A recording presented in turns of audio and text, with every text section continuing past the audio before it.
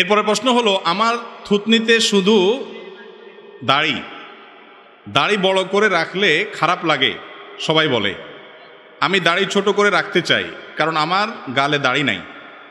আমার দাড়ি কাটলে নিজেকে অপরাধী মনে হয়। দাড়ি না রেখে ছোট করে রেখে জান্নাতে যাওয়া যাবে কিনা? ভাইরে, দাড়ি বড় করা এটা নবী করিম সাল্লাল্লাহু আলাইহি সাল্লামের নির্দেশ। দাড়িকে বড় করতে হবে। আপনার যদি দাড়ি বড় করলে দেখতে খারাপ দেখা যায় তো যাক, কার কাছে খারাপ লাগলো কার কাছে ভালো লাগলো এটা দিয়ে কি করবেন আপনি? আপনার আল্লাহর কাছে ভালো লাগে, রাসূল করিম সাল্লাল্লাহু আলাইহি সাল্লামের কাছে ভালো লাগে, আর দুনিয়ার সবার কাছে খারাপ লাগলো আমার কিচ্ছু আসে যায় না। এটাই হলো মুসলমানের কাজ। এই জন্য ইচ্ছাকৃত ঠান্ডা মাথায় যদি কেউ দাড়ি কাটে, ছাঁটে, ছাঁচে, তাহলে সে গুনাহে লিপ্ত। এবং দাড়ি বড় করা রাখা এটা ওয়াজিব, এটা করা যাবে না কাটা।